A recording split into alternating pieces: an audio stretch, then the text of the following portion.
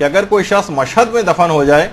تو اس پر سے سوال منکر و نکیر بھی ساقط ہو جاتا ہے اور عذاب قبر بھی ساقط ہو جاتا ہے. اللہم صلی علی محمد.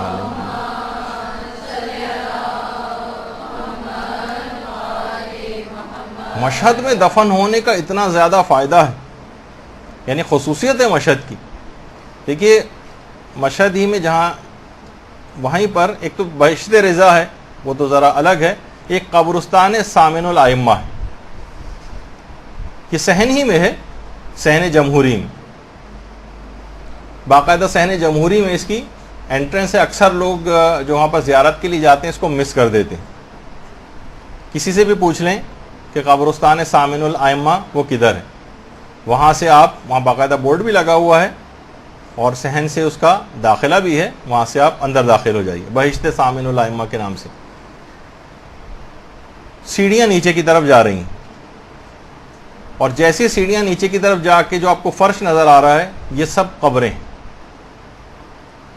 اور سامنے ہی وہاں پر قبرستان میں جو داخلے کی دعا ہے السلام علی اہل لا الہ الا اللہ وہ لکھی ہوئی ہے، وہ سب پڑھتے ہیں وہاں پر.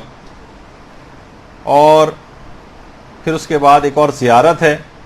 جو شہداء کی زیارت کے طور پر ہے، وہ پڑھی جاتی ہے کیونکہ یہاں پر بہت زیادہ شہداء مدفون، اور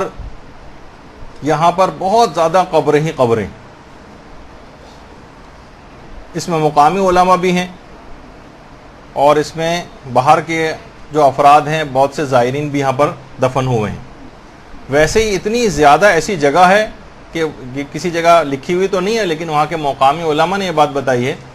کہ یہاں پر ایک قبر کی جگہ کی جو قیمت ہے تقریباً 1.5 کروڑ پاکستانی کے برابر ہے. البتہ کہا کہ اس کو بہت زیادہ نہ سمجھا جائے، جو اس کی فضیلت ہے 1.5 کروڑ 1.5 روپے کے برابر بھی اس کے مقابلے میں نہیں ہے. بہت سے لوگ جب یہ بات سنتے ہیں تو کہتے ہیں اچھا اس کا مطلب جو مالدار ہے صرف وہ اس شرف کو حاصل کر لے گا، جو غریب لوگ ہیں وہ بیچارے کیا کریں. دیکھیے اعمال اگر اچھے ہوں تو کسی بھی جگہ یہاں پر بھی کہیں دفن کر دی جائیں، کسی کوڑے کے ڈھیر پہ بھی پھینک دیا جائے معاذ اللہ شہید کر کے یا کسی بھی طرح سے، تو بھی ان کے جوار میں پہنچا دیے جائیں گے. اور کوئی طاقت کے بل پہ کوئی ظالم بالفرض اگر وہاں پر مدفون بھی ہو جائے تو نوقالہ فرشتے ہیں جو اس کو اٹھا کے نکال کے باہر پھینک دیتے ہیں، یا اپنے مقام پر چلا جاتا ہے وہ اور یہاں پر ٹھہر نہیں پاتا تو کروڑوں کی اگر جگہ لے بھی لے. لیکن بہرحال جو ایک عام گناہ گار ہے، جو ظالم نہیں ہے، جو اپنے آپ کو کروانا چاہتا ہے، بخشوانا چاہتا ہے، تو بہرحال ایک بہت فضیلت تو ہے کہ امام کی قبر کے اتنا قریب اس قبرستان کے اندر جہاں شہداء ہیں، علماء ہیں، مجتہدین ہیں، اور کتنے کیسے ایسے افراد ہیں جو وہاں پر موجود ہیں. شہید خاص طور پر ان کی تصویریں بھی وہاں پر لگی ہوئی ہیں، علماء کی تصویریں بھی وہاں پر لگی ہوئی ہیں، اور بہت سے ایسے شہداء بھی وہاں پر ہیں جن کے بہت صحیح و سالم لاشیں 10-10 20-20 سال کے بعد بالکل ویسے ہی نکلیں. تو بہرحال اندر بھی آپ دیکھیں گے تو قبریں ہی قبریں، لوگ یہاں پر آتے ہیں اور بہت زیادہ لوگ سب سے پہلے ہی جاتے ہیں. جو وہاں پر سوال اٹھتا ہے کہ قبروں پر چلنا کیسا ہے، قبروں پر اس طرح کے جو نام لکھے ہوئے ہیں وہ کیسے ہیں، کیونکہ ایرانی یا حتیٰ کہ بہت سارے صاحبان علم بھی وہاں پر اس انداز سے ان کے اوپر چل بھی رہے ہیں اور ان کے اوپر قبروں کے اوپر بیٹھے ہوئے بھی نظر آتے ہیں بعض اوقات.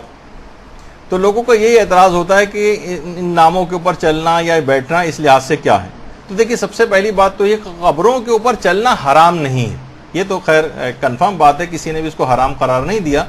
البتہ یہ ضرور ہے کہ قبروں پر چلنا مکروہ ہے. آغا سیستانی نے فرمایا کہ معروف یہی ہے کہ قبروں پہ چلنا مکروہ ہے، اور دیگر علماء کا بھی یہی نظریہ ہے. کچھ نے یہ شرط لگائی ہے کہ بلا ضرورت چلنا مکروہ ہے، لیکن ضرورت ہو تو پھر کراہیت ختم ہو جاتی ہے، لیکن حرام پھر بھی نہیں.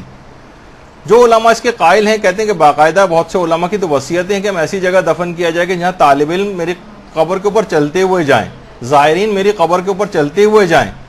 کچھ علماء کا رجحان اس پہ ہے کہ کچھ شاید روایات بھی اس کی تائید کرتی ہیں کہ مردے کو اس سے بہت زیادہ آرام ملتا ہے. جس طریقے سے کوئی جسم کسی کو دبایا جائے تو اس کو ایک آرام ملتا ہے، اس طرح قبروں پر جو زائرین چلتے ہیں اس سے مردے کو ایک آرام ملتا ہے. بہرحال یہ جہاں تک فقہی مسئلے کا تعلق ہے تو قبروں کے اوپر چلنا مکروہ بھی ہے، قبروں کے اوپر بیٹھنا بھی مکروہ ہے. تو یہ ایک دماغ میں رہے کہ بہرحال جو فتوے ہیں وہ تو یہی ہیں. اچھا بہت سے لوگ ظاہر ہے کہ جو خاص طور پر انڈیا پاکستان وغیرہ کے افراد ہیں ان کا تو دل بھی نہیں مانتا ہے، اور بڑے احتیاط کے ساتھ کہ ہمارا کسی قبر کے اوپر جو نام لکھے ہوئے ہیں اس کے اوپر پاؤں وغیرہ نہ آ جائے، تو اس میں احتیاط میں کوئی ایسا مذائقہ بھی نہیں ہے، اور بعض اوقات لیکن ہم خود بھی دیکھتے ہیں کہ رہبر معظم جی جب قبرستان وغیرہ جاتے ہیں تو قبروں کے بالکل جو درمیان والی جگہ ہوتی ہے کہ کسی جگہ پاؤں نہ پڑے، بڑی احتیاط کے ساتھ اسی جگہ پہ چلتے ہوئے جاتے ہیں قبروں کے اوپر، اس لحاظ سے ناموں کے اوپر پاؤں، تاکہ ایک ظاہر ہے کہ مختلف جس طرح کے نام ہمارے ہاں رکھے جاتے ہیں کہ معصومین کے نام بھی اس میں ہوتے ہیں، تو ایک احتیاط کا پہلو رہے، تو اس کے اندر کوئی ممانعت والی بات نہیں۔ تو بہرحال اس کے بعد پھر اسی قبرستان میں جو ابھی آپ کے سامنے بہشت سامن الائمہ تھا، جب جائیں تھوڑا سا ہی آگے چلیں گے تو ایک سیڑھیاں سی نیچے آئیں گی، یہ سیڑھیاں نیچے کی طرف جا رہی ہیں، قبرستان کی قبریں اوپر تھیں، اب یہ سیڑھیاں اور نیچے انڈر گراؤنڈ جا رہی ہیں۔ یہاں پر کی ایک خصوصیت یہ جو اکثر زائرین مس کر جاتے ہیں وہ یہ کہ جو اترتے ہی اس کے بعد سیڑھیوں کے بعد ایک سامنے ایک دیوار سی آ جاتی ہے جہاں چند افراد آپ کو بیٹھے ہوئے بھی نظر آئیں گے۔ یہ چند اس وجہ سے بیٹھے ہوئے نظر آ رہے ہیں کہ ان کو باقی لوگوں کو پتہ نہیں، یہ جگہ امام کی قبر مبارک سے سب سے قریب ترین ہے، صرف چند میٹر کے فاصلے پر۔ باقی تو آپ جتنی بھی زری بھی جس جگہ بھی جاتے ہیں یا تو اوپر ہوتے ہیں تو بہت زیادہ نیچے بہت زیادہ فاصلہ ہے، سب سے قریب ترین جگہ جو ہے امام کی قبر سے صرف چند میٹر کے فاصلے پر وہ دیوار ہے جو قبرستان نیچے کے قبرستان سے جس کا رستہ جاتا ہے۔ تو